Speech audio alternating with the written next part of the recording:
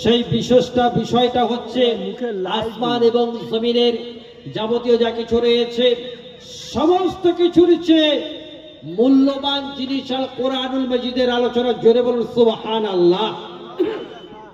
কোরআন এবং হাদিসের আলোচনা করা হবে।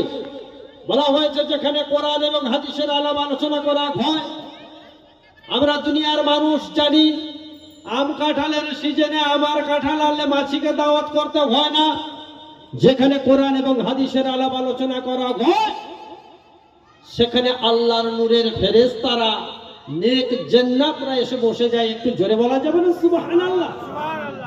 আল্লাহর নূরের ফেরেশতারা এবং নেক জান্নাত যারা তারা এসে সেখানে বসে যায়। আর এই সভা, ধর্ম সভা, জলসা শোনার নিয়ত থাকতে হবে।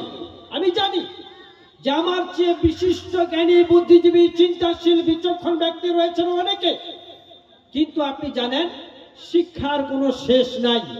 আল্লাহ পাকের 99টা নামের মধ্যে একটা নাম রয়েছে ইয়া আলিমু, হে মহাজ্ঞানী। আসমান আর জমিন, সাত তবক আসমান জমিনের সবচেয়ে বড় জ্ঞানী যদি কেউ থাকতে হয় তিনি হচ্ছেন আমার আপনার রব, আমার আপনার মাবুদ আল্লাহ। জোরে বলা যাবে না? নারে তাকবীর, নারে তাকবীর। আল্লাহ পাক সবচেয়ে বড় জ্ঞানী।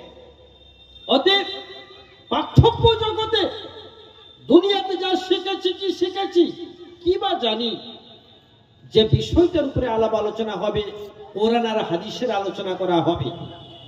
আর ইখলাস নিয়ে মানুষ আমাকে ভালো বলুক আমি চাই না, আমার আলোচনাটা যেন আল্লাহ পাক কবুল করেন। আমাদের এই বসাটা আল্লাহ পাক যেন কবুল করেন। আমাদের এই সময়টা যেন যাচ্ছে এটা আল্লাহ পাক যেন কবুল করেন।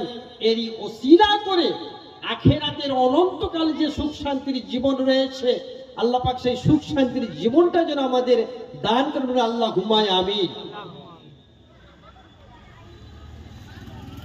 যে এই জীবনটা কিছুই নয়, এর পরবর্তী জীবনটা হচ্ছে সবচেয়ে মেন বিষয়।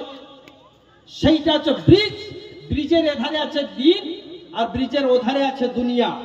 এই ব্রিজটা পার হলেই, মউত নামের একটা ব্রিজ রয়েছে, ওই পার হলেই আমরা আখিরাতের জীবনে পাড়ি দেব। বলা হয়েছে যেখানে কোরআন এবং